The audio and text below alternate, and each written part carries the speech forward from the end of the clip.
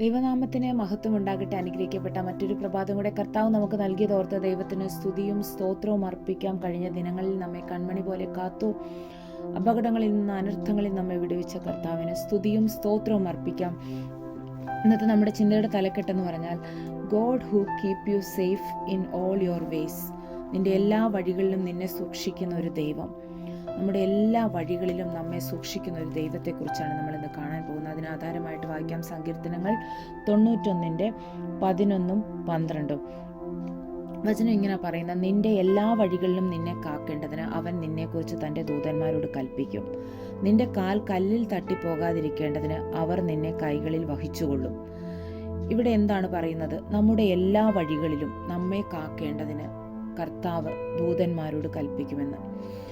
ആരെക്കുറിച്ചാണ് ഇത് പറയുന്നത്? അതിൻ്റെ 91 സങ്കീർത്തനത്തിൻ്റെ 1 വാക്യത്തിൽ പറയുന്നത്, അത്യുന്നതൻ്റെ മറവിൽ വസിക്കുകയും സർവശക്തൻ്റെ നിഴലിൻ കീഴിൽ പാർക്കുകയും യഹോവയെക്കുറിച്ച് അവൻ എൻ്റെ സങ്കേതം, കോട്ട, ഞാൻ ആശ്രയിക്കുന്ന ദൈവം എന്ന് പറയുന്നു. അപ്പം കർത്താവിനെക്കുറിച്ച്, യഹോവയെക്കുറിച്ച് പറയണം, എൻ്റെ സങ്കേതമാണ്, എൻ്റെ കോട്ടയാണ്, എൻ്റെ ദൈവമാണ് എന്ന് പറയുന്നൊരു വ്യക്തി. അതുപോലെ ഈ അത്യുന്നതൻ്റെ മറവിൽ വസിക്കുന്ന ഒരു വ്യക്തി, സർവശക്തൻ്റെ നിഴലിൻ കീഴിൽ പാർക്കുന്ന ഒരു വ്യക്തിയെക്കുറിച്ച് സർവശക്തനായ ദൈവം പറയും, ദൂതന്മാരോട് കൽപ്പിക്കും.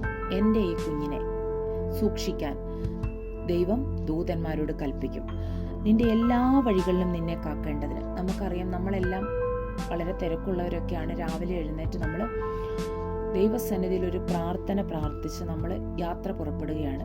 പകൽ അന്തിയോളം രാത്രിയോളം നമുക്ക് വളരെ തിരക്കുകളാണുള്ളത്. അപ്പം നമ്മൾ പല വഴികളിലായിട്ട് യാത്ര ചെയ്യുന്നവരാണ്. സ്വന്തം വാഹനത്തിൽ യാത്ര ചെയ്യുന്നവരുണ്ട്, മറ്റു വാഹനങ്ങളിൽ യാത്ര ചെയ്യുന്നവരുണ്ട്, കാൽനടയായിട്ട് യാത്ര ചെയ്യുന്നവരൊക്കെ ഉണ്ട്. നമ്മളൊരു യാത്ര പുറപ്പെടുമ്പോൾ ദൈവസന്നിധിയിൽ ഒരു വാക്ക് പ്രാർത്ഥിച്ചിട്ട് നമ്മൾ യാത്ര പുറപ്പെടുകയാണ്. അപ്പം നമ്മൾ പോകുന്ന വഴികളിൽ ചിലപ്പോൾ അപകടങ്ങൾ എന്തെല്ലാം പതിയിരിക്കുന്നു, അനർത്ഥങ്ങളുണ്ട്, നമ്മളിതൊന്നും അറിയുന്നില്ല.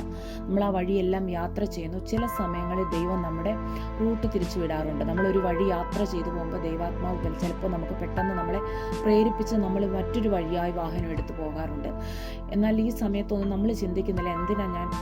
ചില സമയങ്ങളിൽ നമ്മൾ ചെറിയ റൂട്ട്, ഈസി ആയിട്ടുള്ള വഴി പോകേണ്ടതിന് പകരം നമ്മൾ ചിലപ്പോൾ ദൈവാത്മാവ് നമ്മളെ കുറച്ച് ദൂരം വഴിയാത്ര ഉള്ളതിൽ നമ്മൾ കൊണ്ടുപോകാറുണ്ട്. അപ്പോൾ നമ്മൾ വിചാരിക്കും, എന്താ എനിക്ക് എളുപ്പമുള്ള വഴിയെ പോയാൽ മതിയായിരുന്നില്ല, എന്നാൽ പെട്ടെന്ന് വീട്ടിലെത്തിയേനെ, ഇപ്പോൾ ഇത്രയും ദൂരമുള്ള വഴിയിലൂടെ യാത്ര ചെയ്യണമല്ലോ എന്ന് നമ്മൾ ചിന്തിക്കാറുണ്ട്. എന്നാൽ ഉള്ള കാര്യം എന്താണെന്ന് വെച്ചാൽ, ദൈവം അവിടെ പതിയിരുന്ന ഒരു അനർത്ഥത്തിൽ നിന്ന്, ഒരു അപകടത്തിൽ നിന്ന് നമ്മളെ വിടുവിച്ചു എന്നുള്ളതാണ്.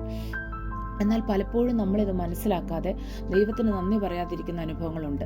എന്നാൽ എപ്പോഴും ഓർത്തുകൊള്ളുക, നമ്മുടെ ഓരോ വഴികളിലും ദൂതന്മാരെ കൽപ്പിച്ചാക്കുന്ന ഒരു ദൈവമുണ്ട്.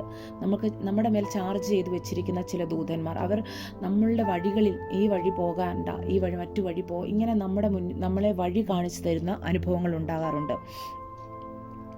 അതുപോലെ തന്നെ പറയുന്നത്, നിന്റെ കാൽ കല്ലിൽ തട്ടി പോകാതിരിക്കേണ്ടതിന് അവർ നിന്നെ കൈകളിൽ വഹിച്ചുകൊള്ളും. നമ്മൾ പലപ്പോഴും നമ്മുടെ ജീവിതയാത്രയിൽ നമ്മൾ പലവിധ ചിന്തകളിലാണ്. നമ്മൾ ഈ ഡ്രൈവിംഗ് ചെയ്യുമ്പോഴും, വാഹനത്തിൽ യാത്ര ചെയ്യുമ്പോഴും, നടന്നു പോകുമ്പോഴും ഒക്കെ നമ്മുടെ ചിന്താമണ്ഡലങ്ങളിൽ പലവിധ ജീവിത ഭാരങ്ങളും പല ചിന്തകളും കാര്യങ്ങളും ഒക്കെ ആയിട്ട് കലങ്ങി മറിഞ്ഞ് നടന്നു പോകുന്ന സമയങ്ങളിൽ നമ്മുടെ കാൽ പലപ്പോഴായിട്ട് തട്ടി വീഴുന്നത് പോലെ ആകാറുണ്ട്. പലപ്പോഴും നമ്മുടെ കാല് നമ്മൾ കല്ല് തട്ടിയോ അല്ലാതെയോ നമ്മളിങ്ങനെ മുന്നോട്ടാഞ്ഞു പോകാറുണ്ട്. പക്ഷെ ആരോ പിടിച്ചു നിർത്തിയോ അല്ല നമ്മൾ പുറകോട്ട് നിൽക്കാറുണ്ട്. നമ്മൾ പിന്നെ അതൊന്നും ചിന്തിക്കാതെ അങ്ങ് നടന്നു പോകും. എന്നാൽ എന്താ യഥാർത്ഥത്തിൽ സംഭവിച്ചത്? നമ്മുടെ കാലൊന്ന് തട്ടി നമ്മൾ വീഴാൻ പോയപ്പോൾ ദൂതന്മാരാൽ ദൈവം അവിടെ നമ്മൾ കാവൽ ചെയ്തു. നമ്മൾ എന്നിട്ട് കർത്താവിനൊരു നന്ദി പോലും പറയാതെ പലപ്പോഴും നമ്മൾ നടന്നു പോകുന്ന അനുഭവങ്ങളാണുള്ളത്.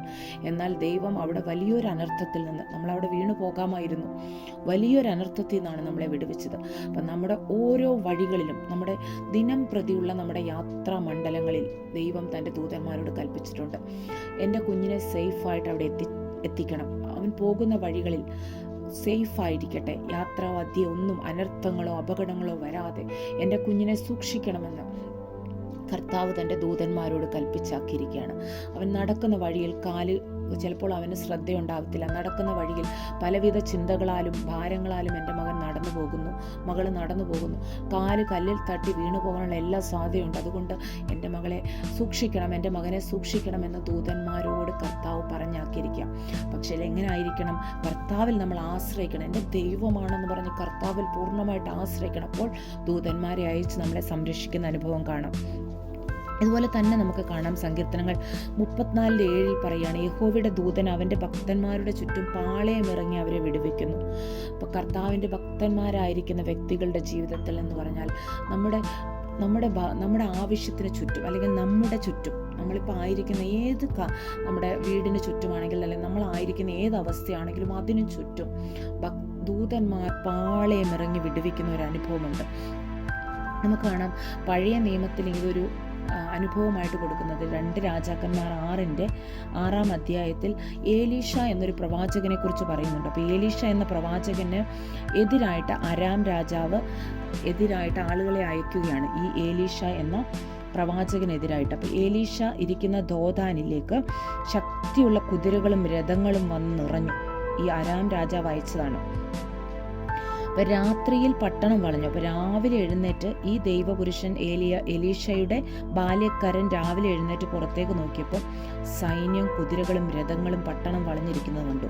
അപ്പോൾ ബാല്യക്കാരൻ ഇത് കണ്ട് പെട്ടെന്ന് പേടിച്ചുപോയി. പക്ഷേ എലീഷ 17-ാം വാക്യത്തിൽ പറയുന്നുണ്ട്, ഇവൻ്റെ കണ്ണ് തുറക്കണമേ. ഈ ബാല്യക്കാരൻ്റെ കണ്ണ് തുറന്നു നോക്കിയപ്പോൾ എലീഷയുടെ ചുറ്റും അഗ്നിമയമായ രഥങ്ങളും കുതിരകളും മല നിറഞ്ഞിരിക്കുന്നുണ്ട്. അപ്പം ഏലീഷയ്ക്ക് ചുറ്റും, എവിടുന്ന ഏലീഷ എന്ന് പറയുന്ന വ്യക്തിക്ക് സൈന്യ ബാഹുത്യമൊന്നുമില്ല, അല്ലെങ്കിൽ ഈ രഥങ്ങളും അഗ്നിമയമായ കുതിരകളൊന്നും ഏലീഷ എന്ന വ്യക്തിക്കില്ല. പക്ഷെ എവിടെ നിന്നാണ് ഈ പെട്ടെന്ന് ദൈവം ഏലീഷയ്ക്ക് വേണ്ടി അയച്ചതാണ് അവിടെ കാണുന്നത്.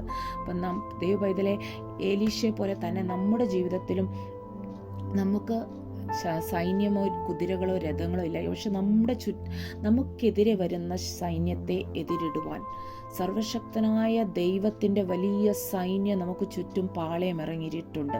അത് പലപ്പോഴും നമ്മുടെ കണ്ണുകൊണ്ട് നമ്മൾ കാണുന്നില്ലായിരിക്കാം, നമുക്കത് മനസ്സിലാക്കാൻ കഴിയുന്നില്ലായിരിക്കാം. പക്ഷേ കർത്താവിൽ വിശ്വസിച്ച് കർത്താവിനെ അടിയുറച്ചിരിക്കുന്ന ഒരു വ്യക്തിയുടെ ജീവിതത്തിന് ചുറ്റും കർത്താവിൻ്റെ ദൂതന്മാരെ അയച്ച് സംരക്ഷിക്കുന്ന ഒരു ദൈവമാണുള്ളത്.